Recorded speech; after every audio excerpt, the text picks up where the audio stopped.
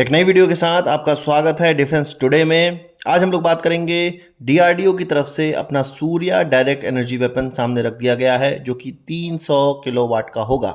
हालांकि 300 kilowatt power वाला direct energy weapon या आप कह सकते हैं कि लेज़र वेपन बहुत बड़ा वेपन नहीं है और बहुत ही ज़्यादा कारगर वेपन नहीं होगा, पर ये एक फाउंडेशनल स्टोन की तरह बिहेव करेगा। एक पहला कदम होगा आगे चल के हाई पावर के लेज़र बनाने के लिए या लेज़र वेपन बनाने के लिए, जिसको कि डायरेक्ट एनर्जी वेपन्स भी कहा जा रहा है।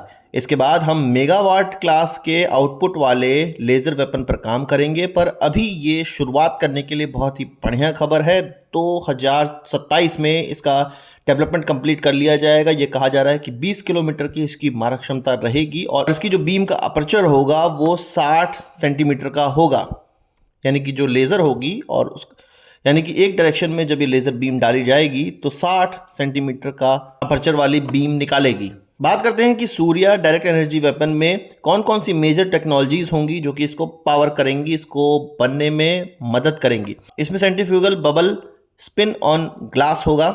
इसके माध्यम से हाई क्वालिटी लेज़र बीम को जनरेट करने में मदद मिलेगी, जो कि ऑप्टिकल मीडियम को स्टेबलाइज करके इसके परफॉर्मेंस की गारंटी देगा अलग अलग इन्वायरमेंट कंडीशन के लिए। इसमें high gain supersonic nozzle seal exhaust control होगा।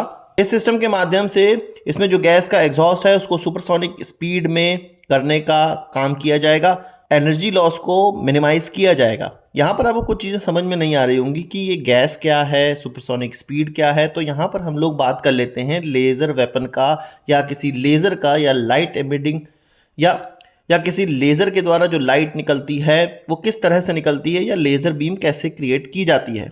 इसको बहुत ही आसान भाषा में हम लोग समझें तो कोई एक्साइटेड एटम होता है, वो क्रिस्टल का एटम हो सकता है, वो गैसियस एटम हो सकता है, वो फाइबर हो सकता है कोई, जिसको कि एक्सटर्नल एनर्जी जैसे इलेक्ट्रिसिटी या लाइट से एक्साइट किया जाता है। और इस एक्साइटेड एटम पे अगर हम कोई किसी वेवलेंथ का फोटोन डालें तो इस एक्साइटेड मटेरियल के द्वारा उसी फोटोन के वेवलेंथ का एक और फोटोन जनरेट कर लिया जाता है और उस एनर्जी को कंज्यूम कर लिया जाता है। अब इसी प्रकार की चीज़ें बहुत तेज़ी से हो, जिसको कि एम्प्लीफिकेशन कहा जाता है, तो ढेर सारे एक ही वेवलेंथ के एक ही फेज के लाइट के फोटॉन्स जनरेट हो जाते हैं और इसको एक रेजोनेंट कैविटी में डाला जाता है, जहां पर टिपिकली 2 मिरर लगे होते हैं, आपस में रिफ्लेक्ट करते हैं एक दूसरी लाइट को, जिससे कि लाइट एक दिशा में हो जाती है और उसकी कॉन्सेंट्रेशन बढ़ती चली जाती है। और यही एक दिशा की हाईली कॉन्सेंट्रेटेड जो लाइट होती है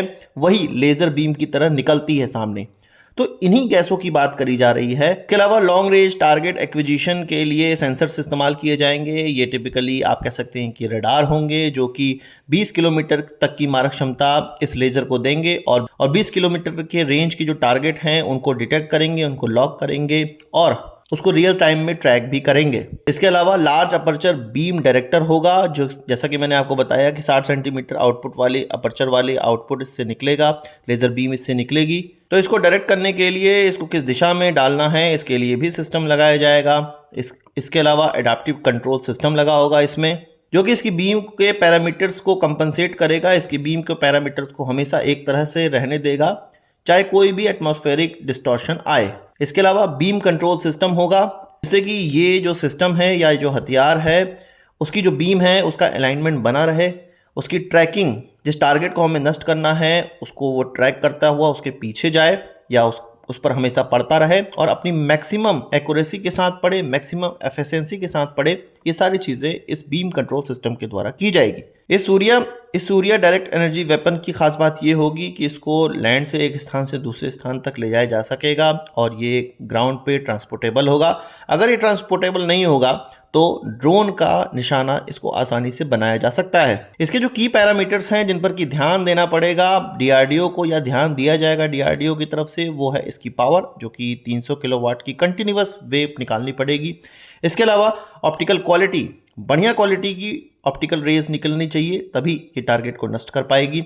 इसका जो अपर्चर है वो 60 सेंटीमीटर तक का हमेशा बना रहेगा, तभी ये टारगेट को नष्ट कर पाएगी।